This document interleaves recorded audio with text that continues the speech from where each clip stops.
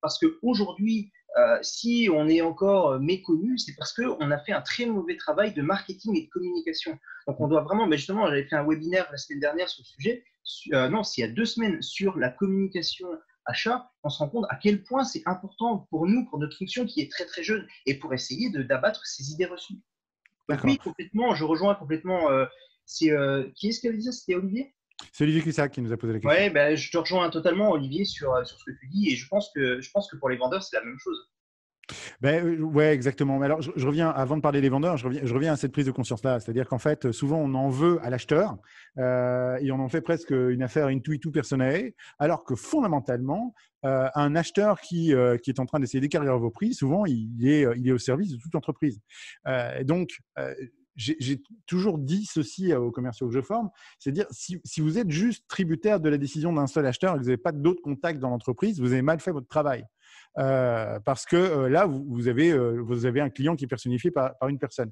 Et si vous avez créé un relationnel suffisant avec l'entreprise qui est votre client potentiel et que vous connaissez d'autres personnes dans la boucle que l'acheteur, alors à ce moment-là, vous pouvez aussi permettre à l'acheteur de regagner un peu de respiration. Parce que si d'autres personnes dans un comité de direction, un comité exécutif, a validé que votre offre était qualitative et ainsi de suite, peut-être qu'ils ne vont pas obliger l'acheteur à uniquement écarrir le prix, mais qu'ils vont peut-être l'amener à mieux travailler avec vous pour pouvoir arriver à créer plus de valeur. C'est vraiment ça le principe. Et donc, souvent, quand un commercial se dit « ouais, mais l'acheteur, il veut pas acheter », je dis « ok, d'accord, mais tu es confronté à combien d'autres personnes comment est-ce que tu as réussi à un peu créer ta carte relationnelle dans l'entreprise et est-ce que si tout dépend d'un seul acheteur, forcément, tu es un peu mal barré, quoi. Ouais, mais en Donc, même temps, avoir 50 000 interlocuteurs, est-ce que c'est vraiment bénéfique? Nous, aujourd'hui, dans les achats, alors ça, c'est un point que justement, on n'avait pas préparé, mais du coup, on peut en parler.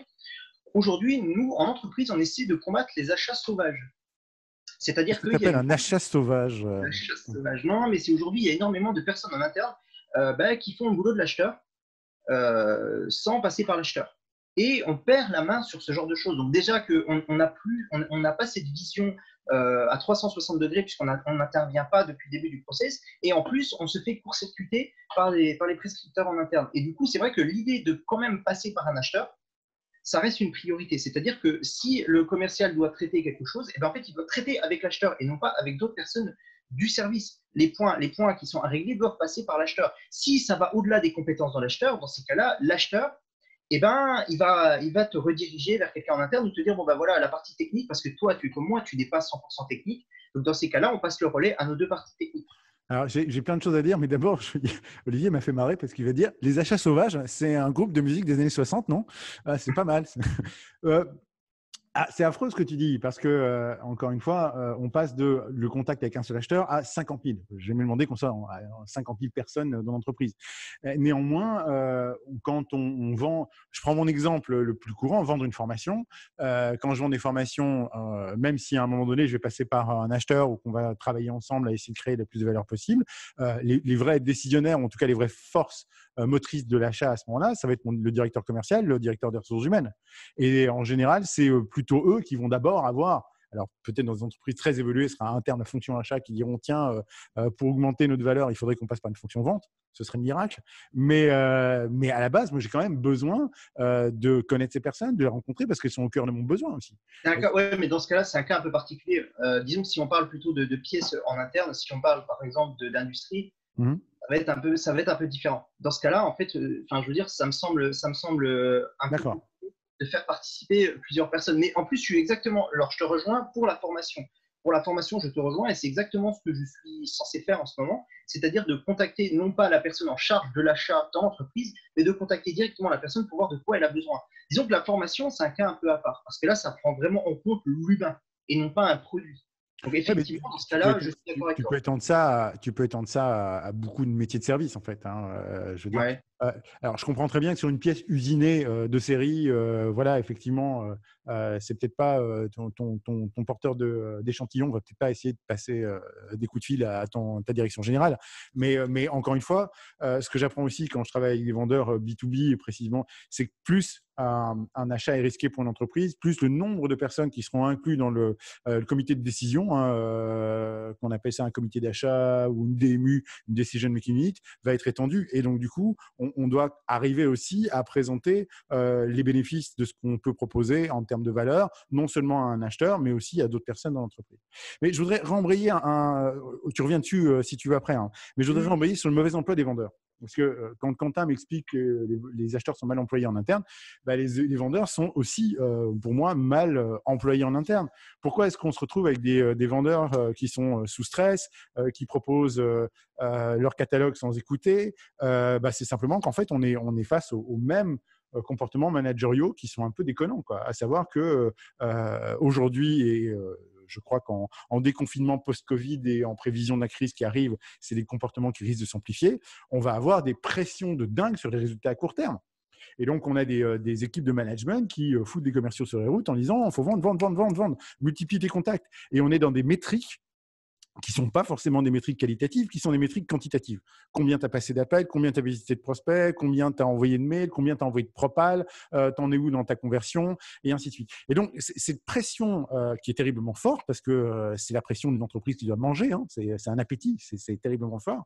Cette pression qui est terriblement forte génère souvent chez les commerciaux des effets de essayer tout de suite de trouver l'affaire chaude, proposer tout de suite, investir très peu d'énergie tout de suite, enfin voilà, le minimum d'énergie pour savoir si ça va matcher ou pas matcher. Et si ça ne matche pas, poubelle, on passe au suivant.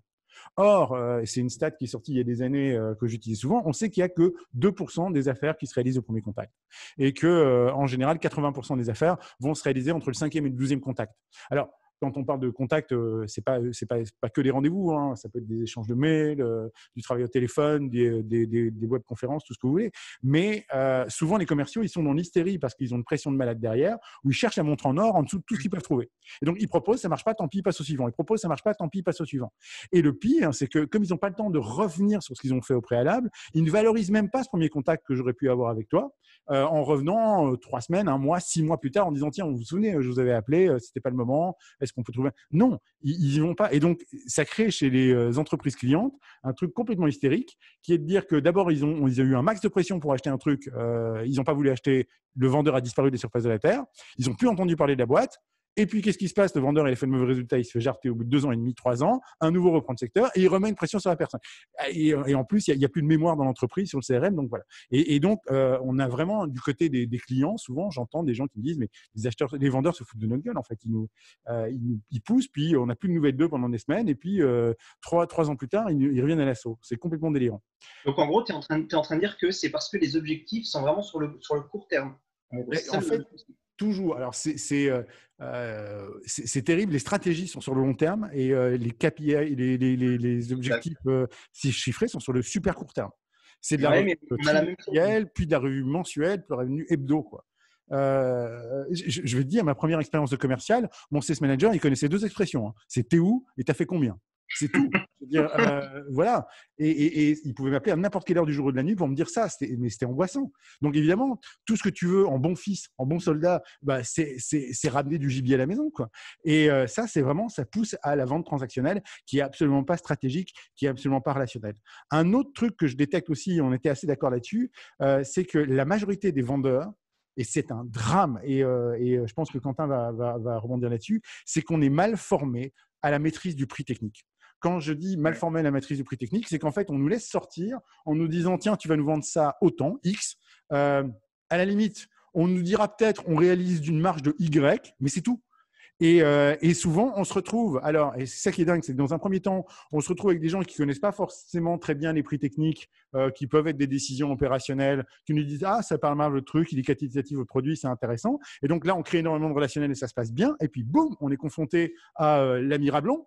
Et l'ami Rablon, qu'est-ce qu'il nous dit? Il nous dit ouais, mais attends, mais on va décortiquer ton prix pour voir ce qu'il y a dedans. Et là, c'est la panique à bord parce que les commerciaux ne savent pas démonter un prix et dire voilà ce qui va où. Et je termine là-dessus en disant si tu laisses partir quelqu'un et tu leur dis tiens, tu vas me vendre ça et on fait 100% de marge dessus, n'importe quel commercial, psychologiquement, ils sont un escroc. Parce qu'il se dit, mais attends, je vends un truc le double du prix que ça vaut. Alors qu'en fait, ce n'est pas du tout ça. La marge, ce n'est pas du gras. La marge, c'est des choses qui nous permettent de payer le développement de l'entreprise, de financer des salaires et ainsi de suite. Et donc, il faut faire comprendre assez rapidement aux commerciaux, c'est un vrai travail de fond, que dans tout ce qu'ils vont générer comme chiffre d'affaires, il n'y a qu'une toute petite partie qui peut éventuellement faire du gras et éventuellement retourner en dividende, mais le reste va servir à alimenter l'entreprise. Et quand ils le savent, ils le défendent mieux. Tu voulais réagir? Oui, c'est ça. C'est vrai que nous, enfin, je pense que les acheteurs qui sont dans le chat vont pouvoir confirmer, mais c'est vrai que nous, la décomposition des coûts, c'est quelque chose qu'on va demander à chaque fois. Et c'est vrai qu'on a une certaine crainte, enfin, en fait, les vendeurs ont une certaine crainte de nous laisser cette décomposition des coûts de peur qu'on gratte sur leur marge. Ça, c'est un point on peut en parler pendant 2 minutes. En tant qu'acheteur, moi, je ne travaillerai jamais avec un fournisseur, ou un vendeur ou un commercial, peu importe, qui ne se fait pas de marge. Ça, c'est une certitude. Vous entendez ça, la Estime? C'est pas Non, non, non, possible. sans forcément abuser. Mais moi, un fournisseur qui ne se fait pas David? de marge sur ce qu'il me vend, je ne travaillerai pas avec lui. Si c'est pour qu'il me claque entre les doigts dans les 6 mois qui viennent, je ne travaillerai pas avec lui. Alors, c'est vrai que ça fait peur en disant oui, mais s'il a ma décomposition, ça veut dire qu'il a l'ADN de ma société. Le but, en fait, bien souvent, c'est pas de taper dans le gras. Comme tu l'as dit tout à l'heure, le but de l'acheteur, c'est vrai qu'on a tendance à croire que l'acheteur, il va taper dedans. Un acheteur, s'il est suffisamment formé, et j'ai peur de dire ça, j'ai peur de dire s'il est suffisamment intelligent, mais s'il est suffisamment préparé, c'est pas là-dessus qu'il va essayer de gratter. Il va essayer de voir sur quels sont les coûts qui sont inutiles. Et ça a une marge. Moi, un truc tout bête, pour le même prix, n'importe quoi, 2 stylos qui sont au même prix, si j'en ai un qui se fait une meilleure marge, ça veut dire qu'il arrive mieux à produire. Et je travaillerai plus facilement avec cette personne. Ok, ben intéressant. Donc voilà, je pense qu'effectivement, un bon acheteur, c'est aussi celui qui veille sur la pérennité de la relation. Comme un bon vendeur, d'ailleurs, c'est exactement la même chose. Des relations, on est uniquement basé sur le prix, le coût en dernière ligne, et effectivement, on ne crée pas de relation et d'espèce de bienveillance de part et d'autre, même si c'est une bienveillance technique. Hein, c'est-à-dire qu'on sait très bien que chaque boîte doit manger, et donc il faut avoir quelque chose d'harmonieux à ce niveau-là, quoi. Ça, c'est clair. Et donc voilà, non seulement j'ai souvent des commerciaux, moi, que je trouve assez mal formés sur la valeur, sur la défense du prix technique et la valeur interne de ce qu'ils proposent, mais aussi, et ça c'est aussi un gros boulot à faire du côté de la formation en vente, c'est travailler sur la valeur externe, donc la valeur de ce que moi je peux t'apporter à toi. Ouais. Alors effectivement, très vite, si on est mal formé sur la valeur interne de ce que je produis et sur la valeur externe de ce que ça peut représenter pour mon client, bah, qu'est-ce qui se passe? On va tous se mettre à parler le seul langage qu'on arrive à parler, le prix. Et donc, on est parti pour essayer d'équarrir le prix. Alors qu'en fait, ce que je t'amène, c'est autre chose qu'un prix. C'est quelque chose qui va pouvoir te permettre, toi, de vivre mieux, de mieux vendre, de mieux vivre. Et effectivement, très peu de commerciaux sont capables d'arriver à faire comprendre les enjeux de valeur chez leurs clients. Qu'est-ce que tu en penses, toi? Ouais, je suis 100% d'accord avec ça. Et surtout, d'essayer d'éviter de perdre du temps sur des négociations inutiles, genre, bah, tiens, tu te fais trop de marge, il va falloir que tu diminues ton coût, etc. Ça, c'est un conseil que je donne aux acheteurs qui sont présents, mais la plupart qui me suivent sur LinkedIn sont déjà bien au courant de ça. Mais c'est vrai que faire du marchandage sur des marges, je trouve ça vraiment, enfin, je trouve que c'est une perte de temps. Et en fait, on en perd toute la subtilité de notre relation, de notre métier. Et comme tu l'as dit tout à l'heure, le but d'un échange ou d'une négociation ou peu importe, eh ben, c'est toujours cette histoire de relationnel sur le long terme. Moi, je ne sais pas si j'ai des étudiants que j'ai demain en cours qui sont dans le chat, mais c'est ce que je leur apprends en leur disant qu'on ressort d'une négociation, peu importe ce qu'on a réussi à négocier, du moment où on a réussi à stabiliser ou à augmenter le relationnel avec le fournisseur. Et ça, c'est vraiment ce qu'il faut prendre en compte. Alors oui, effectivement, on va partir du principe qu'il faut toujours essayer de gratter quelques pourcentages, etc. Mais il y a toujours d'autres façons de le faire plutôt que de faire du marchandage. On est d'accord, mais tu vois quand même, on a une question anonyme qui dit les acheteurs ont également des objectifs de réduction de coûts. Ouais. Que font les acheteurs? Alors que Stéphane nous demande que font les acheteurs de la décomposition du prix. Est-ce que la question est claire pour toi ou pas? Ouais. Alors, qu'est-ce qu'on va faire de la décomposition Alors, je préfère décomposition des coûts. Alors, qu'est-ce qu'on va en faire? Eh bien, on va essayer de trouver le moyen de faire les cost killers et de gratter le plus possible. Non, je plaisante, bien sûr, c'est une blague. Il m'a vu. Le but de cette décomposition des coûts, c'est de savoir ce qu'on achète. Parce qu'il faut partir du principe que nous, quand on est acheteur, on n'achète pas un seul produit. On achète, enfin, tout dépend du secteur d'activité, mais on achète plusieurs types de produits. On connaît le produit, on est formé, mais nous ne sommes pas des ingénieurs. Un coup, quand on se prépare à la négociation ou peu importe, on doit être capable de le décomposer pour savoir ce qu'on achète. De un, pour savoir est-ce que la personne en face de nous a bien compris notre besoin. De deux, pour savoir est-ce qu'il n'y a pas des choses qui sont inutiles dedans. Et de trois, pour voir s'il n'y a pas des incohérences dans la proposition de coût. Et effectivement, ça peut permettre aussi de voir sur quel levier on va pouvoir agir. Certains leviers, parce que c'est vrai qu'on peut se dire, mais pourquoi la main-d'œuvre, elle coûte si cher? Est-ce que tu n'as pas meilleur temps, je ne sais pas moi, est-ce que tu t'y prends mal ou autre. Le but, c'est de pouvoir échanger. C'est pas d'essayer de gratter et de se dire, bah, tiens, allez, je vais l'assassiner. Non, ça marche pas comme ça. C'est plutôt une question d'avoir le juste besoin et de répondre à ce juste besoin. Voilà à quoi ça va nous servir. Voilà, tu as Olivier rebondit là-dessus, Olivier Penning, le juste besoin. Ouais, Ouais, c'est ça.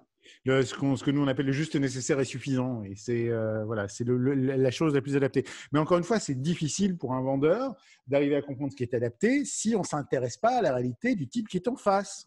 On ne peut pas comprendre tant qu'on n'a pas essayé de sonder en quoi ces enjeux sont importants. Et donc, la conclusion à laquelle on est arrivé très rapidement sur les premiers échanges, Quentin et moi, c'est qu'en fait, on est de part et d'autre au sein de la même mission qui est de créer de la valeur pour l'entreprise cliente et en même temps de créer de la valeur pour notre entreprise à nous. Mais le but du jeu aujourd'hui d'un acheteur et d'un vendeur, c'est d'abord et avant tout de créer de la valeur. Et si vous vous retrouvez, pour moi, je dirais ça à partir de maintenant, quand je formerai les vendeurs, je leur dirais, OK, si vous avez le sentiment d'être sous le joug du prix, arrêtez votre acheteur et tendez-lui la main en disant, écoutez, je comprends un petit peu votre fonction.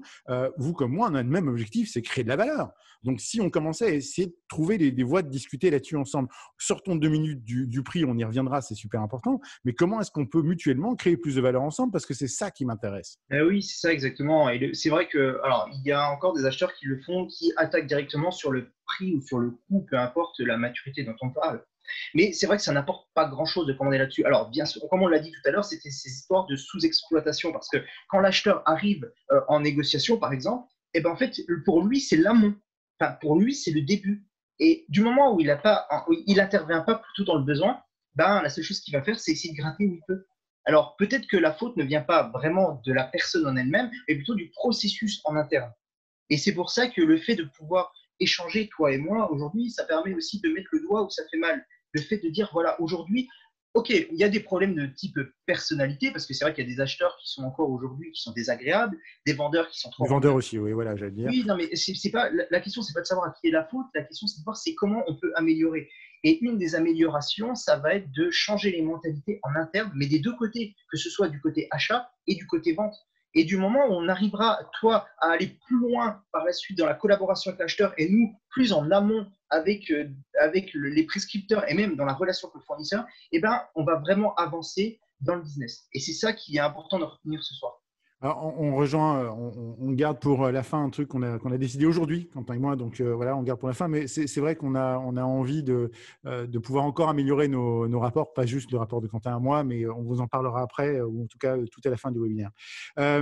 Donc, au-delà de cette création de valeur, moi, une des premières, une fois qu'on a réalisé ça, hein, une fois qu'on a réalisé qu'effectivement notre but, c'était créer de la valeur ensemble, mais que d'un autre côté, on est dans une peur l'un de l'autre et surtout, alors je parle de nouveau du prix, de la structure des coûts chez les vendeurs qui a l'air d'être une recette secrète comme celle du Coca-Cola dont on n'ose pas divulguer.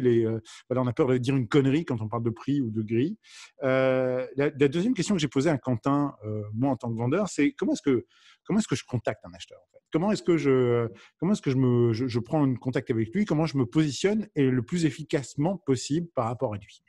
Et donc, il m'a fait des réponses très intéressantes. Ouais, alors il y a plusieurs choses, il y a plusieurs façons d'aborder un acheteur et c'est surtout en fonction de ses besoins à lui. Déjà, dans un premier temps, le niveau de maturité. Je pense qu'il faut déjà commencer par ça. On en a discuté juste Ouais. avant. C'est Est-ce super qu'on a intéressant. Prenez des notes parce que voilà, moi, j'avais pas du tout conscience de ce que d'abord, je n'avais pas conscience qu'un acheteur pouvait être mature. Mais ensuite, Ah, t'inquiète. non, mais sans déconner, c'est vraiment intéressant parce que si tu aides ma communauté commerciale, ma communauté de vendeurs à mieux identifier la maturité d'un acheteur très vite, c'est vrai que ça va faire gagner du temps à tout le monde, quoi. On t'écoute. Alors déjà, il faut connaître le niveau de maturité de l'acheteur ou du service achat. Alors, qu'est-ce que ça veut dire? On a vu tout à l'heure qu'on allait avoir donc plusieurs types d'acheteurs, plusieurs profils. On a deux profils qui sont encore trop présents à mon goût, c'est l'acheteur post-killer et l'acheteur presse-bouton.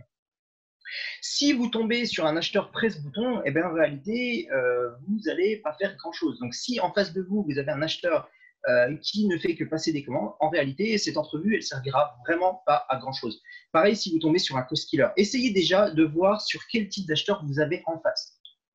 Alors, le meilleur profil d'acheteur que vous pouvez avoir en face de vous, c'est un acheteur qui a participé à l'élaboration du besoin.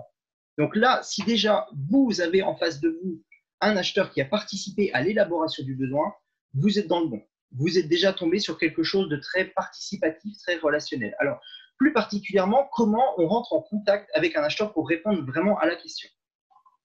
Alors, le contacter le plus tôt possible. Donc ça, c'est pas le comment, mais c'est surtout le quand. C'est le plus tôt possible. Pourquoi? Parce que Qu'est-ce que à tu un appelles? moment, Attends, parce qu'on va s'entendre. Qu'est-ce que tu appelles le plus tôt possible?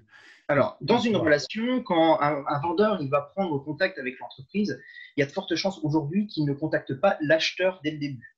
On est bien d'accord.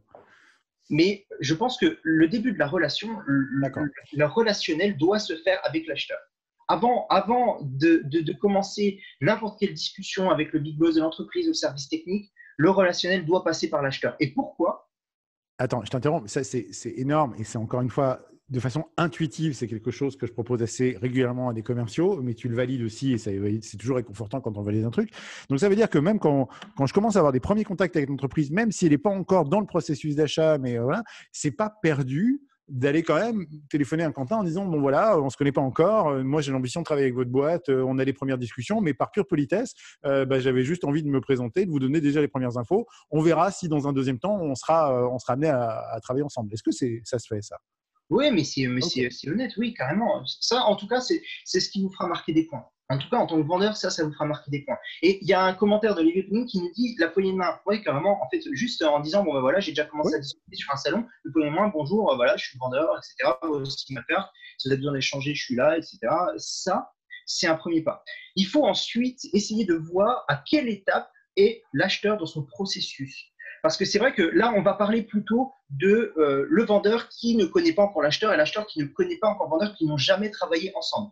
Alors, il y a deux types de sourcing. Alors déjà, le sourcing dans les achats, on va revenir parce que d'habitude, j'ai plutôt l'habitude de travailler avec des acheteurs, donc le sourcing, tout le monde connaît. Peut-être que dans la vente, on ne connaît pas. Pas Le du tout. sourcing, c'est Pas l'équivalent de mal. votre prospection.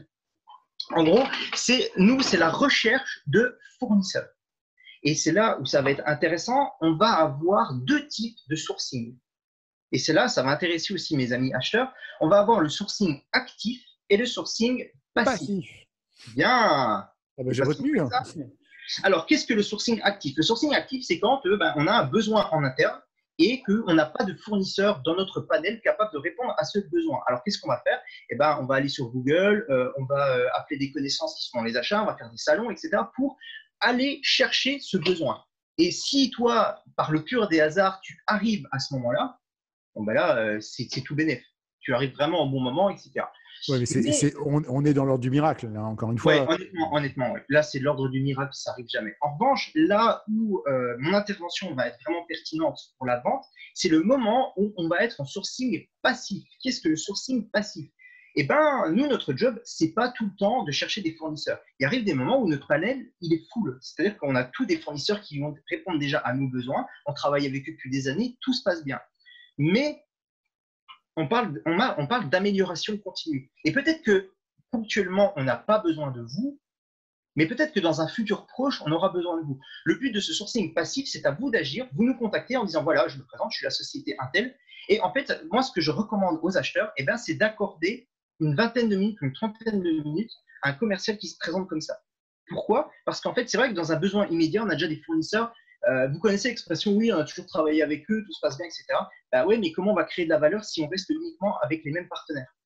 C'est vrai que c'est toujours un peu compliqué de se dire je reste avec la même personne. Alors de temps en temps, ça se passe très très bien. Il y a des entreprises qui sont avec leurs fournisseurs depuis 30 ans, mais ces fournisseurs, ils sont limités. Ils restent très limités quand même. Et le but de recevoir ces fournisseurs en mode passif, c'est s'ouvrir de nouvelles portes. Et ça, je recommande et j'encourage à tous mes amis acheteurs qui sont là d'accorder une vingtaine de minutes ou une trentaine de minutes à un commercial qui répond partiellement à votre besoin en termes de, je sais pas moi, si vous vendez des stylos dans cette société, de dire, voilà, lui, il s'occupe de faire les petits capuchons qui sont au-dessus. Même si vous avez déjà les petits capuchons, pourquoi vous ne voulez pas le recevoir? Peut-être que cette relation de 20 minutes, 30 minutes pourra bouleverser complètement l'écosystème de votre entreprise. Alors, j'adore ce que tu dis parce que ça valide à ce moment-là effectivement les efforts de prospection que les commerciaux peuvent faire, à condition que ce ne soit pas uniquement transactionnel et bourrin, comme on le dit beaucoup aujourd'hui, et qu'ils essaient de Ouais, exact. vendre C'est un vrai produit. que je tiens vraiment à mettre l'accent là-dessus en disant que le but, c'est pas d'être bourrin, c'est d'être synthétique.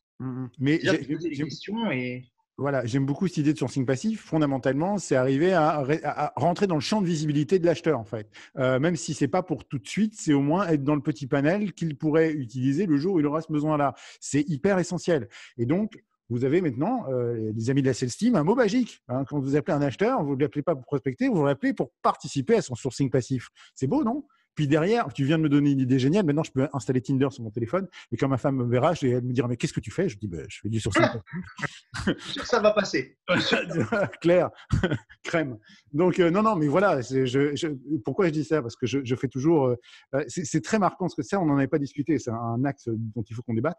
Tu me dis, comment est-ce qu'on peut progresser si on reste tout le temps avec les mêmes personnes? Et ça, évidemment, pour moi, le vendeur, c'est super dur à entendre. Alors, c'est compréhensible, hein, mais c'est super dur à entendre.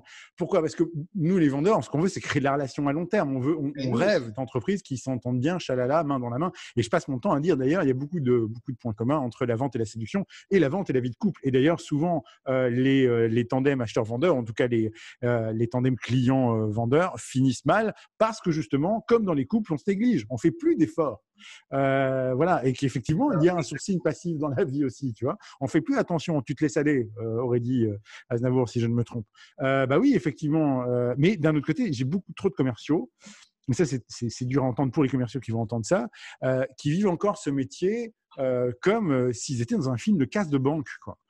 Quand je parle d'un casse de banque, c'est qu'en fait, le rêve d'un commercial, c'est parfois, je parle old school, hein, c'est un peu le rêve du braqueur qui fait le coup du siècle et puis qui s'arrête. Tu vois.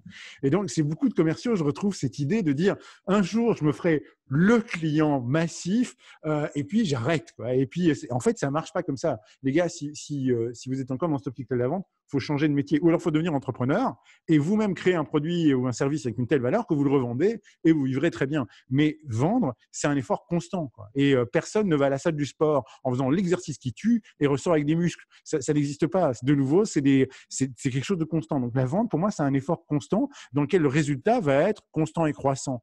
Si vous vendez comme dans les braquages de banque, vous allez passer votre vie à faire des coups. Vous allez passer votre vie à donc du coup faire des gros coups et puis perdre vos clients. C'est pas constant. Quoi. Ouais, donc, la vraie question qu'on pourrait se poser, Quentin, c'est j'entends bien le besoin de sourcing passif pour challenger la relation qu'on a entre acheteur et vendeur, mais comment est-ce qu'on pourrait ne pas en arriver là? Comment est-ce que je pourrais maintenir mon niveau de compétitivité avec toi sans pour autant t'obliger à quand même aller de temps en temps me menacer de chercher ailleurs, quoi. Enfin, me menacer. Déjà, de un, je ne vais pas te menacer, en fait, je vais le faire en parallèle. On est d'accord. Mais du moment où on a une relation qui évolue, qui avance, où on a des projets communs, eh ben, en fait, moi, je ne vais pas avoir l'envie ou le besoin d'aller chercher ailleurs, d'aller voir ailleurs. Bon, l'expression, ça revient un peu sur la discussion d'avant avec Tinder, mais si en face, moi, j'ai un fournisseur qui me propose toujours des produits qui répondent à mes besoins et même qui va au-delà de ça, qui me propose des choses dont je n'ai pas pensé en me disant, voilà, je lui dis, je veux un stylo comme ça, il me dit, mais en fait, non, cette matière-là, pourquoi tu veux absolument cette matière? Moi, derrière, je peux te proposer une matière qui est un peu plus ok, il y a un peu moins d'épaisseur, mais qui va te coûter 50% moins cher, qui est tout aussi efficace. Voilà, moi, si j'ai un fournisseur qui est comme ça, honnêtement, pourquoi j'irai chercher ailleurs? S'il est toujours dans ce côté, j'innove et j'en fais profiter l'acheteur, en fait, moi, c'est ce que je recherche en tant qu'acheteur. Alors, dites-moi dans le chat si vous n'êtes pas d'accord avec moi, les acheteurs, mais en réalité, c'est un peu le Saint Graal, c'est ce qu'on recherche. Et alors, deux choses. D'abord, merci pour ça parce que c'est essentiel. Et encore une fois, ça ramène tout le principe que je défends qui est la vente relationnelle versus la vente transactionnelle. La vente transactionnelle, c'est celle qui vise la vente, donc la transaction. Donc, une fois que c'est acheté, vendu, c'est fait. Et encore une fois, parce que je suis un peu trivial et que l'exemple est bon, c'est se dire que le commercial a son orgasme quand le contrat est signé ou quand le virement est effectué, quoi. Mais l'acheteur, lui, il n'a pas son orgasme à ce moment-là. L'acheteur, il a son orgasme quand le produit qu'il voulait faire est réalisé, est mis sur le marché, que c'est un carton. Voilà, c'est quand il n'est pas dans l'achat, mais dans la jouissance de ce qu'il a acheté d'une façon ou d'une autre. Et donc, pour moi, les bons vendeurs ne sont pas des gens qui considèrent qu'ils doivent vendre des stylos, mais qui doivent considérer qu'ils améliorent la façon d'écrire des gens dans l'entreprise parce que c'est des gens de terrain. Voilà, il doit être concerné et impliqué dans la production de valeur finale et pas juste dans le fait de vendre un truc. Et donc, s'intéresser à la production de valeur de l'entreprise cliente, c'est la règle numéro 1. Et j'avais envie à ce sujet-là que tu me racontes cette histoire délicieuse je pense que c'était quelqu'un qui te vendait des emballages pour des ascenseurs, c'est ça? Oui, c'est mon histoire préférée. On t'écoute. Oui, alors c'est l'histoire d'un petit vendeur qui est venu. Non, je vais essayer. Alors, pour restituer un peu, j'étais dans l'industrie et j'étais responsable des achats packaging. Et en fait, on avait certaines problématiques en interne. Et ces problématiques, eh ben, c'était les cartons, ils prennent trop de place, les cartons, ils sont dehors, du coup, ils prennent un peu l'humidité. Même si c'est abrité, ça reste dangereux, on a trop de stock, ça coûte trop cher, etc. On a trop de références, blablabla. Je contacte plusieurs fournisseurs et j'en ai certains qui viennent, qui me proposent des produits. Et en fait, l'entretien dure 30 minutes, mais c'était des fournisseurs que j'avais déjà dans mon panel. Hein. C'était des fournisseurs avec qui j'avais l'habitude de traiter. Et là, j'en ai un d'un grand groupe, je ne vais pas citer le nom parce que je ne vais pas lui faire de la pub, mais un très grand groupe qui fait tout ce qui est emballage, qui travaille le carton, qui vient me voir. Et il arrive sans rien me proposer. Il arrive, en fait, il me dit, voilà, de quoi avez-vous besoin? Alors déjà, il me pose la question. Je commence à lui faire des dessins, tout ça. Je commence à dire, voilà, j'ai besoin de ça. L'idéal, ça serait ça. Enfin, voilà, je lui pose la question, est-ce que vous avez bien compris? Il commence à me refaire de la reformulation. Il commence à tout dessiner sur son petit carnet. Je bois du petit lait. Il commence à prendre ses mesures. Il me fait, écoutez, est-ce que on peut aller sur place pour regarder, enfin voilà, vos problèmes actuels? Je voudrais aller sur place. Et moi, je me suis dit, bon, c'est peut-être un peu dangereux, mais en même temps, je me dis, si je ne l'amène pas sur place, comment il peut comprendre? Alors là, le mec, il va dans sa voiture, il avait déjà tous les équipements de sécurité, il était en costard-cravate, hein, il sort, il avait des chaussures de sécurité, des gants, un masque, tout ça. On va sur la zone de production. Il me demande, est-ce que je peux prendre des photos pour mon bureau d'études? Je lui dis, oui, bien sûr, allez-y. Il me prend des photos, et là, il retrousse ses manches. Le mec retrousse ses manches, il avait un costard, hein, il enlève sa veste de costume. Il retrousse ses manches et là il commence à soulever, il bricole au milieu et il me fait voilà, écoutez, il me dit voilà, je pense que j'ai toutes les informations nécessaires. Il dit en revanche, là aujourd'hui, je peux rien vous proposer. J'ai déjà quelques idées en tête, mais je ne peux rien vous proposer tout de suite. Je reviens vers vous dans une semaine. Le mec, une semaine plus tard, il revient vers moi, 3 propositions. Le mec avait 3 propositions à me proposer et les 3 tenaient la route avec un prix qui était raisonnable. Il a dit voilà, alors ici je réponds à votre besoin, ici je me suis permis de vous proposer autre chose parce que vous aviez des cartons montés, moi je vous propose des cartons pliés. Ça va prendre un petit peu de temps au montage, mais vous allez gagner de la place, un truc de fou. Effectivement, on a fait des premiers tests et tout ça, et voilà, ça c'est une relation. Ça c'est que, et au final, j'ai travaillé avec. Pourquoi? Parce que en fait, la personne, elle a fait un super travail. Elle m'a proposé ce dont j'avais besoin. Elle m'a proposé ce dont je ne connaissais pas. Et pourquoi? Parce qu'en fait, les cartons, c'est pas mon cœur de métier. Et voilà, c'est pas ton job. Et en fait, je l'ai laissé faire. Je lui ai pas dit aussi. J'avais une part de responsabilité là-dedans, en me disant tiens, je veux ça exactement. Je lui dis, j'ai parlé en termes de problèmes. Je lui dis mes problèmes, c'est ça. Est-ce que tu peux résoudre ce problème? Il est arrivé. Il m'a dit voilà. Alors j'ai ces 3 propositions là. Moi, je viens chez vous, je vous les présente, je vous amène des échantillons. Effectivement, il nous a présenté des trucs. Il a dit voilà, ici, pour vos cartons, ce que je peux même vous proposer des cales à mettre à l'intérieur, comme ça, vous divisez par 3 le nombre de références que vous avez. Et voilà, on est parti sur un effet volume. Enfin voilà, je ne vais pas en parler pendant 10 minutes, mais voilà, ça, moi, j'ai une personne en face de moi qui s'intéressait à moi. La fin de l'histoire, le truc terrible, c'est qu'il a tout pris, il a envoyé ça en Chine et il a acheté ça pour 3 francs 6 sous. Eh ben non! Même pas. Évidemment, ils ont dealé ensemble parce que quand tu as un mec qui est capable de créer de la valeur comme ça, c'est top. Mais c'est un type qui est de nouveau. J'ai vu passer un technico. Ça, c'est du vrai technico-commercial. Oui, c'est du vrai technico-commercial, mais c'est plus que ça. C'est un mec qui non seulement aime son produit, mais aime rendre service à son client. Il se place dans ces perspectives. Que vous lisiez du spin selling ou du challenger sales comme bouquin de vente, etc., c'est toujours le même principe. Si vous êtes passionné par votre job et par le job de l'autre et que vous êtes dans une vocation à rendre service et pas à vendre, alors ça se passe tout seul. On le sait, nous, que les meilleurs vendeurs sont ceux qui rendent service à l'autre parce qu'ils trouvent que leur produit ou leur service est tellement génial et peuvent faire des trucs tellement fantastiques, que ce soit l'emballage en carton ou des machines à eau, ils ont cette posture-là de s'intéresser au flux de fonctionnement et à créer de la valeur chez autrui et pas vendre leur prix et leur catalogue. Mais quand moi j'explique ça, tu vois, c'est pour ça que j'adore ton histoire, quand moi j'explique ça à des vendeurs, je suis un prof de vente et à la limite, ils me disent oui, bien sûr, mais c'est toi qui le dis. Quand un acheteur vous dit que l'écoute, la curiosité, les questions, la reformulation et même le fait de ne pas faire proposition tout de suite, mais d'avoir un temps de maturation pour pouvoir revenir après et défendre une propale, c'est des éléments qui lui ont fait extrêmement plaisir. C'est ça, voilà, ça a toute la substance, elle est là, quoi. Être à l'écoute des suggestions, oui, tout à fait. Et c'est un vrai technico-commercial. Mais on peut faire ça au niveau key account aussi, hein, c'est absolument pas impossible. C'est même, encore une fois, à tout niveau, en fait, cette posture est indispensable. Aller dans un magasin de bricolage. Allez dans un magasin de bricolage, faites l'expérience ce week-end si vous voulez, et allez acheter, moi je sais pas, une foreuse ou n'importe quoi. et interrogez un vendeur sur la foreuse. Combien vont vous demander c'est pour quoi faire? Quasiment aucun. C'est une tragédie, mais quasiment aucun va se dire qu'est-ce que vous voulez fabriquer ce week-end, quoi. Ou qu'est-ce qui fait que vous avez besoin. Voilà. Non, ils vont dire bah, il y a celle-là, elle est à autant et elle percute à autant, et c'est tout. Et donc, cette capacité de sortir de soi, de son produit, de ses services, et commencer à regarder la valeur que j'apporte à l'autre, elle est indispensable, quel que soit votre niveau dans les fonctions commerciales. Tu allais dire quelque chose? Non, ça me va. Bon, ce que je voudrais aussi dire, moi, tu vois, dans l'art de contacter les acheteurs, on voit ça dans beaucoup de manuels de négociation, mais c'est hyper important, c'est faire attention à un truc qui s'appelle la perception schizophrénique. En fait, quand vous savez que vous allez être face à un acheteur, votre cerveau se met en mode défense. Ouais, ça bloque. Ouais. On se dit, on retombe dans les préjugés. Notre cerveau, pour nous préserver d'une mauvaise surprise, voilà, nous dit bon bah forcément l'autre est un ennemi. Mais l'autre non, n'est pas un ennemi. Rappelez-vous encore une fois que le type qui est en face de vous, que ce soit un acheteur ou un vendeur, il est là pour créer de la valeur au sein de votre entreprise. Ça, c'est un truc que je dis à tous les vendeurs avec lesquels je bosse, c'est dire les gars, vous avez le droit de planter une vente, mais rendez-vous compte, les acheteurs n'ont pas le droit de planter un achat. Parce que les acheteurs, s'ils plantent un achat, c'est leur carrière qui est en jeu. Si vous plantez une vente et que sur une seule vente, votre carrière est en jeu, je suis désolé, votre boîte, elle est dans la mouise, parce que si tout dépend d'une seule vente, elle a déjà la clé sous le paillasson. Par contre, effectivement, un acheteur qui achète mal, c'est une catastrophe, et il ne peut pas mal acheter juste sur le court terme, le moyen terme ou même le long terme.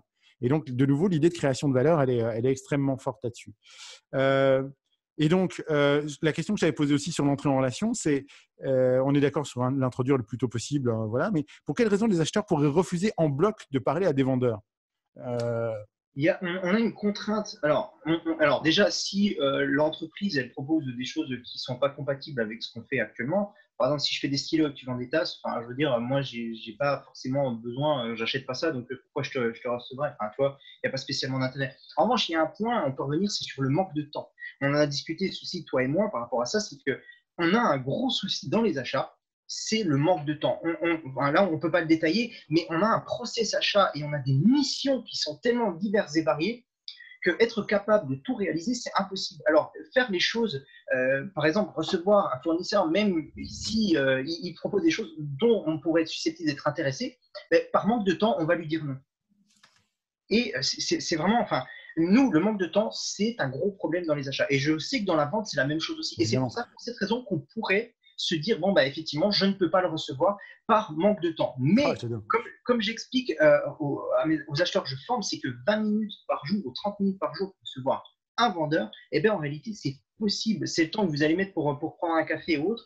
À la limite, vous le recevez, vous lui dites, voilà, c'est 25 minutes max, c'est fini. Et c'est pour ça qu'effectivement, si on en reçoit 5 dans la même journée, c'est impossible, très clairement. Mais un vendeur de temps en temps, honnêtement, c'est jouable. C'est ce que je recommande. Et c'est là où le social selling commence à avoir l'intérêt aussi, parce que le social selling permet aussi de faire un peu de sourcing passif et de rester dans le champ de vision de certains acheteurs. Donc, de nouveau, c'est une bonne raison de s'y mettre, les gars. J'ai ri parce que là, je sais que Pierre-Emmanuel Riggs est un vendeur parce qu'il t'a répondu une tasse pour y mettre vos beaux stylos. Et toc. Voilà, bien joué. Le loup de Wall Street, c'est bien. Non, mais c'est bien joué. Donc, évidemment, Loïc qui est parmi nous dit absolument social selling, évidemment. Donc, ça, c'est hyper important de comprendre que le facteur temps nous bouffe tous. Et d'ailleurs, il nous bouffe tellement que nous-mêmes, on va être victime du facteur temps parce qu'on est en théorie à 5 minutes de la fin de cette discussion, mais on va quand même un peu la prolonger. Ce que je voudrais aussi faire, c'est prolonger ce qui est en train de se passer. Parce que vous vous rendez compte qu'en fait, même si c'est 2 tiers, 1 tiers, on a réuni aujourd'hui les 2 communautés. Et vous êtes une 50aine toujours en ligne. Il y a très peu de gens qui se barrent, donc on est sur un vif de sujet. Et ce que j'adore, moi, et je voudrais vous encourager à faire ça, c'est continuer à vous répondre dans les questions-réponses. Parce qu'il y a des questions qui se posent au fur et à mesure du temps qui passe. Et je vois des acheteurs qui répondent à des vendeurs ou éventuellement des vendeurs qui répondent à des acheteurs. C'est exactement l'enjeu de ce qu'on a envie de faire, Quentin et moi, c'est de créer du dialogue entre ces 2 communautés qui ont besoin l'une de l'autre et qui ont besoin de bosser ensemble de façon saine. Ce qui me permet d'arriver à la question suivante. C'est quoi pour toi les nouveaux enjeux de la fonction achat dans le monde qui vient là? C'est vrai que quand on parle des préjugés, au début, tout de suite, on se dit ouais, l'acheteur, il est là pour réduire les coûts, il est là pour casser les prix, etc. J'ai envie de dire, c'est quelque chose qui a beaucoup évolué. Alors, réduire les coûts, alors je parle de coûts et non pas de prix. Réduire les coûts, ça sera toujours une priorité dans les achats. Pourquoi? Parce qu'en fait, peu importe les actions qu'on va mener, ça sera de la réduction de coûts. Alors, on peut encore utiliser le terme actif et passif, parce que c'est vrai qu'on a juste, et c'est le fait de dire, bah ouais, mais en fait, si tu te limites seulement à réduire les coûts, bah, ton job d'acheteur, il ne sert pas à grand-chose. Mais oui, très clairement. Mais par exemple, rien que le fait de proposer de la co-création, eh bien, la co-création sur le long terme, ça va permettre de réduire les coûts. Je vais reprendre l'histoire de mes cartons qui sont pliés. Et bien là, très clairement, j'ai collaboré avec le fournisseur, j'ai créé de la valeur, mais j'ai quand même réduit les coûts qui sont derrière. Donc, effectivement, peu importe les objectifs, on aura toujours de la réduction de coûts, mais avec des nouveaux leviers. On a ce qu'on appelle des. Alors, ce n'est pas des outils, c'est des leviers. Ce sont comme des interrupteurs qu'on va actionner pour nous permettre d'atteindre nos objectifs. Et alors, en termes de nouveaux objectifs, nous, dans les achats, quelque chose qu'on adore, eh ben, c'est la réduction des risques. On a un gros travail aujourd'hui sur la réduction des risques. On gère en interne les risques fournisseurs. Et ça, le risque. Attends, quand tu as réduction des listes, ça veut dire réduction du nombre de fournisseurs? Non, pas du tout. Ah, ok. Alors? Non, je ne réduis pas. Alors, ça peut être un objectif de réduire les fournisseurs, mais réduire le risque, c'est-à-dire essayer. Ah, le risque, pardon, j'ai compris les listes, excuse-moi. Non. Réduire les risques, c'est éviter d'avoir des problèmes d'approvisionnement, par exemple. Ça, c'est le plus gros risque qu'on puisse avoir, c'est la rupture d'approvisionnement. Et l'un de nos enjeux aussi dans la fonction achat aujourd'hui, donc c'est de maîtriser ses coûts, effectivement, mais c'est aussi de minimiser les risques. Et donc, à prix, à coût ou à valeur égale, on choisira un fournisseur ou un produit le moins risqué possible. Et ça, c'est quelque chose qui est à prendre en compte dans la vente également. Parce que plus ça sera risqué, moins on aura de chance de travailler avec vous. Parce que nous, on a tellement, on a cette histoire de manque de temps. Moi, j'ai pas le temps de guérir. Moi, je veux prévenir, je veux pas guérir. Et j'ai pas le temps de faire ça. Honnêtement, si je fais ça, ça me prend 3-4 journées. Si je dois me déplacer chez le fournisseur, j'ai pas le temps de faire le reste. Donc, je préfère. Alors, je vais peut-être me faire taillader par les achats, mais je préfère payer un tout petit peu plus cher et avoir zéro risque derrière. Tout simplement. Tu sais ce que je viens de noter? Je viens de noter, vos risques, c'est notre valeur. On est d'accord? C'est-à-dire qu'à partir du moment où je comprends et je maîtrise vos risques et je peux vous apporter des solutions à ces risques-là, j'ai une offre qui est valorisable. Donc, je suis entièrement d'accord. Mais de nouveau, ça nécessite de ma part de comprendre ton univers, comprendre ton environnement, comprendre ses pain points, comprendre les risques éventuels que tu vois et te dire, voilà, même si tu n'y as pas pensé, j'ai déjà des réponses par rapport à ça. Donc, ça, c'est mon taf de vendeur. C'est de te montrer même des risques que tu n'as pas forcément perçus, te montrer qu'effectivement, il y a de la valeur derrière et donc arriver à tirer la valeur de mon produit vers le haut. Encore une fois, quand tu parles de coût, tu ne parles pas de prix. Quand je parle de valeur, je ne parle pas de prix. On est d'accord. C'est parce que quand j'entends que le rôle de la fonction SRH a toujours le rôle de la fonction achat sera toujours de limiter, de réduire les coûts. On est bien d'accord, cher vendeur, entendez pas de casser les prix. Réduire les coûts, ça peut se faire avec plein de leviers, comme il l'a dit. Et moi, augmenter la valeur, ça ne veut pas forcément dire augmenter le prix. Ça veut dire être aussi augmenter les niveaux de collaboration, que sais-je. Mais c'est ça qui est intéressant ensemble. Et j'avais noté rapidement, finalement, quelque part, à quoi on sert, parce que Laurence Pillard me disait finalement quelle va être notre dynamique à acheteur et vendeur. Mais on est tous les deux, on est les seuls ingénieurs de la valeur dans l'entreprise. Oui, exact. On est des ingénieurs de valeur. Alors, c'est vrai qu'il y a aussi un point où je voudrais revenir, c'est très souvent, on dit, ouais, mais l'acheteur, c'est pas lui de créer le besoin. Non, mais très clairement, en interne, c'est juste un petit point en interne pour les acheteurs. Notre rôle en tant qu'acheteur, dans un monde idéal, c'est de travailler sur le besoin, mais ce n'est pas de créer le besoin, mais c'est de participer à l'élaboration du besoin. Ça peut être, par exemple, à l'élaboration du cahier des charges.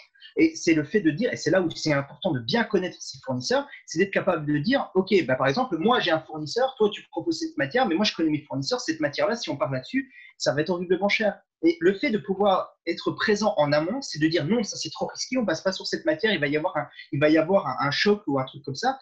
C'est trop dangereux. On va plutôt partir sur du bois plutôt que sur du plastique. Donc, voilà. Et c'est ça aussi l'avantage d'arriver en amont. C'est de participer à l'élaboration du besoin. Et ça, c'est quelque chose, peut-être même ça intéressera les vendeurs, et ça, c'est une mission pour nous, c'est d'aller le plus en amont du process pour être le plus efficace en aval. C'est-à-dire qu'activer des leviers, je vous ai parlé de leviers tout à l'heure, mais ces leviers, plus j'arrive loin dans le process, moins je peux activer ces leviers. Ça, c'était un peu le message de cette partie-là. Ok.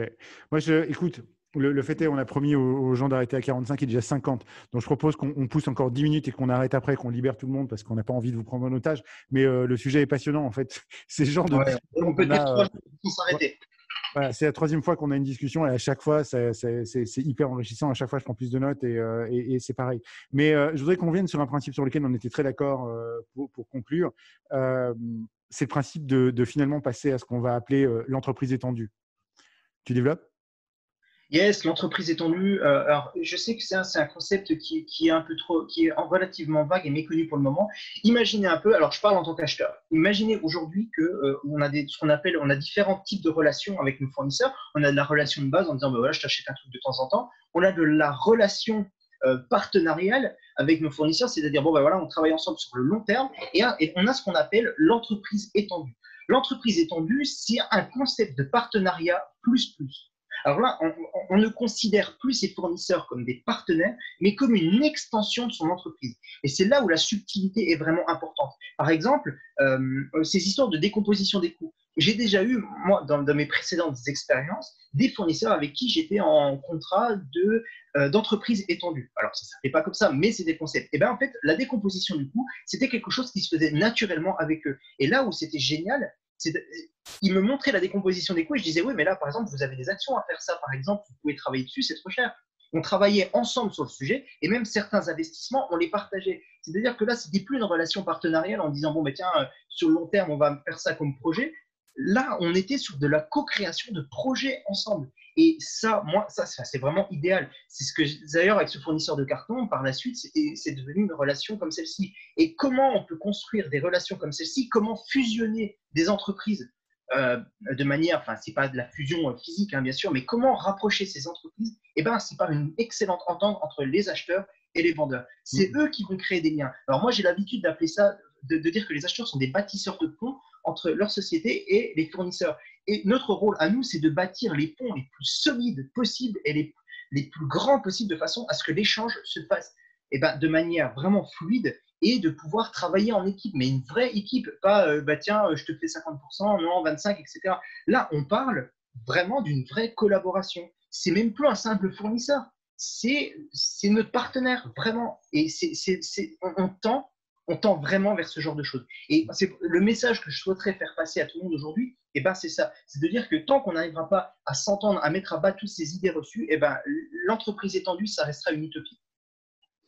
Écoute, moi, je suis ravi d'entendre ça et tu le sais très bien. Moi, l'entreprise étendue, c'est un concept qui m'a toujours beaucoup parlé parce que je crois beaucoup dans des notions d'écosystème et d'écosystème vertueux où le but du jeu, c'est, voilà, quand je reprends comme exemple hein, ton histoire de vendeur d'emballage de pièces d'ascenseur en carton, une fois qu'il a vendu un système qui te convient et qui répond en plus à plein de tes problématiques, toi, en interne, tu le vends et ça crée une valeur ajoutée que ton entreprise pourra vendre à terme sur son marché. Donc, quelque part, un vendeur t'a permis de mieux vendre ton produit.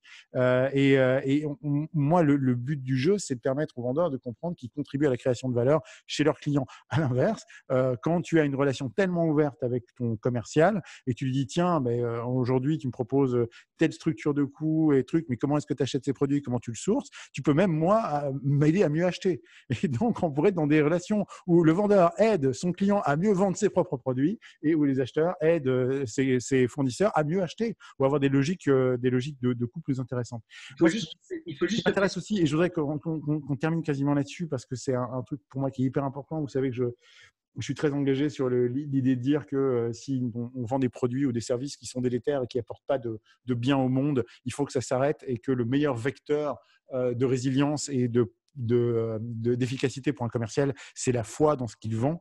Je voudrais qu'on avait échangé à un moment donné sur des entreprises peuvent fonctionner ensemble à partir du moment où elles partagent une même culture. Tu te souviens? Donc voilà, moi ça me semble hyper important d'aller aussi dans le casting que vous faites des acheteurs avec lesquels vous bossez, ou éventuellement à l'inverse des fournisseurs avec lesquels tu bosses, c'est de trouver aussi des cultures qui sont correspondantes. Ouais, qu'ils soient relativement proches. Même j'avais relevé deux critères et je crois que tu étais d'accord avec moi. Le critère, c'était la première, c'était la culture. Effectivement, on doit être relativement proche. Alors pas forcément physiquement, c'est sûr que c'est mieux, mais on se doute bien que si on travaille avec une personne, enfin, on a un fournisseur, ça veut dire qu'on n'est pas capable de le faire nous-mêmes. Et si on n'est pas capable, c'est-à-dire qu'on peut peut-être pas le trouver, chez le voisin, quoi. Et c'est vrai que la culture d'entreprise, le fait de pouvoir s'entendre, c'est déjà un point énorme. Et puis le deuxième point, et tu me diras si tu es d'accord, c'est aussi la taille de l'entreprise. Parce que c'est vrai que travailler, par exemple, une startup qui va travailler avec un très grand groupe, alors on a déjà vu de nombreux cas où ça fonctionne très bien, ça fonctionne très très bien, mais il y a toujours un risque. On a toujours un risque. Et les meilleurs partenariats, les meilleurs cas d'entreprises étendues que j'ai pu voir, c'était des entreprises de même taille qui avaient les mêmes objectifs et qui allaient dans la même direction. Et ça reste toujours très compliqué de faire ce genre de choses avec une très grosse entreprise et une petite. Ouais, mais alors d'un autre côté, c'est affreux parce que là, tu te retrouves avec quelque chose que qui me touche parce que j'ai fait un parallèle avec des recrutements où, tu vois, on recrute des gens, mais ils n'ont pas l'expérience suffisante, mais ils ont tout le potentiel. Quand tu as un tout petit fournisseur qui arrive, qui a un produit innovant sur le marché, qui a envie de travailler avec toi, mais tu es une trop grosse boîte et que tu lui dis, bah, l'équilibre, le rapport de force, c'est pas bon, on peut pas travailler avec vous, tu donnes pas sa chance à quelqu'un qui, Non, justement… non, c'est l'inverse. Ah non, non, non, non, non, Ah, non, non, non, non, non. Moi, ce que je dis, ah, tu c'est vois, que c'est intéressant. Moi, je l'entendais comme ça. eh ben, J'entendais, vous êtes trop petit, la vous n'avez pas grosse les reins entreprise, assez solides. admettons, moi, je suis acheteur dans une très grosse entreprise et je veux travailler avec une startup. Moi, j'ai tout intérêt à travailler avec elle et lui D'accord, laisser ok. sa chance. C'est l'inverse. C'est la petite qui devrait plutôt se poser la question en disant, bah ouais, mais Oui, si donc souvent ça, demain, ça ne pas on est bien. d'accord. La Et dilution, non, non, c'est la hyper grosse important. entreprise a intérêt à collaborer avec la petite complètement. Oui, oui. On est d'accord. Mais justement, moi, alors, de nouveau, hein, ça, c'est quelque chose, quand je travaille avec un directeur commercial, tout de suite, on regarde le poids relatif des clients et on regarde s'il est menacé par rapport au fait qu'il est très, très dépendant, financièrement en tout cas, d'un, deux ou trois clients, auquel cas, il y a des stratégies qui ne sont pas non pas d'augmenter les prix, mais simplement de diluer et d'arriver à être commercialement un peu plus investi sur de nouveaux marchés, de nouveaux clients. Euh, voilà, on a un peu fait le tour de tous les points qu'on voulait aborder aujourd'hui. On en a d'autres en fait. On avait toute une liste Ouais, je pense qu'on avait prévu large quand même, hein. et voilà ce qu'on voudrait vous proposer en fait. Parce qu'en fait, on se rend bien compte que c'est un débat qui ne fait que commencer. On se rend bien compte que Quentin et moi, on ne peut pas être les porte-parole de deux métiers. On est juste j'ai même pas le mot expert, mais enfin en tout cas, on est chacun versé de notre côté de la barrière, dont on connaît bien nos métiers respectifs. On a envie de vous amener à ça. Et donc, au début, on s'est dit très clairement, tiens Quentin, est-ce qu'on ne ferait pas des formations? Moi, je t'amènerais m'aider à mieux former les vendeurs et je suis prêt à intervenir sur des formations qui me permettraient de mieux former les acheteurs, à négocier avec les vendeurs ou à travailler avec eux.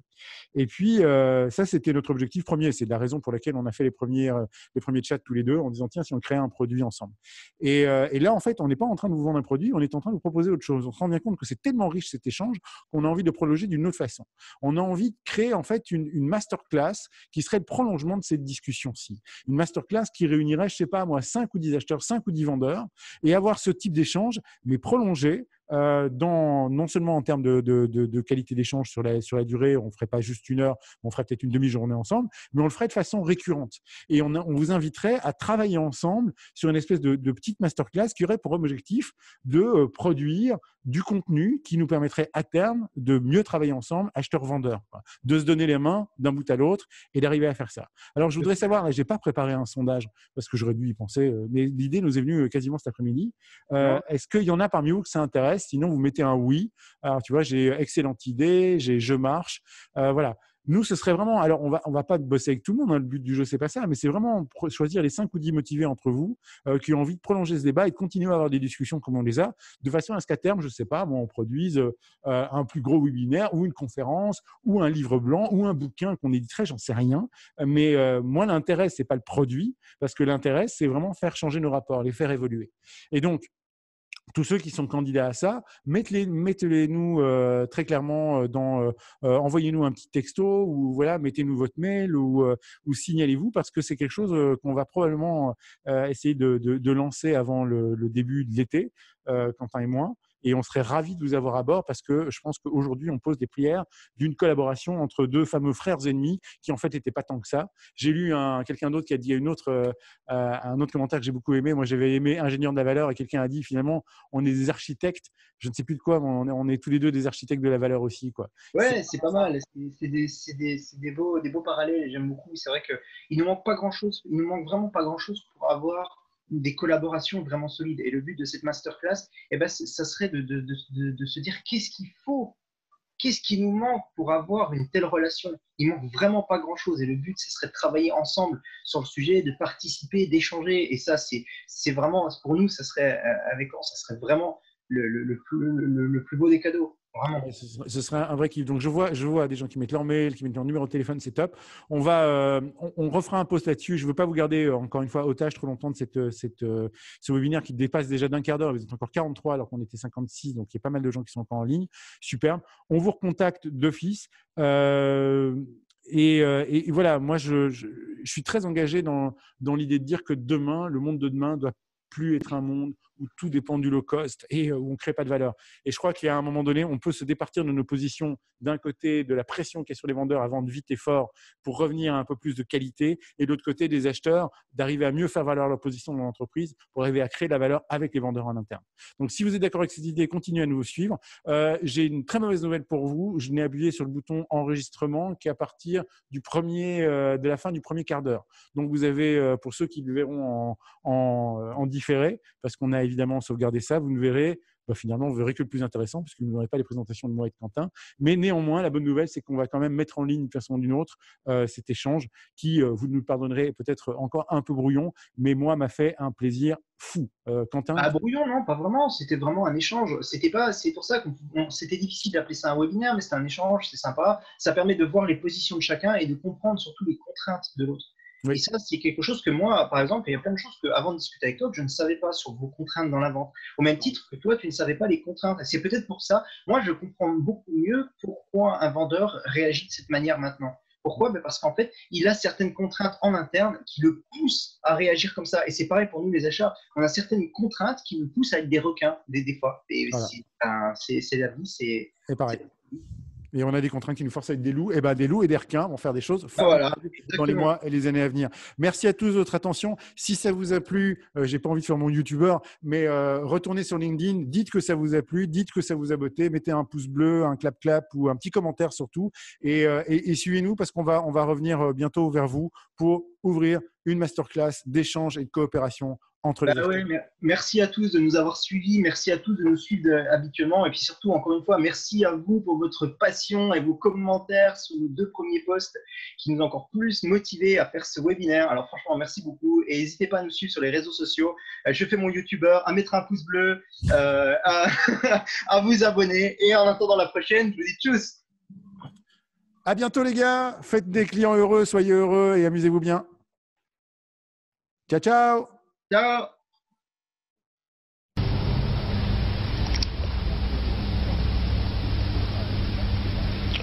Au revoir.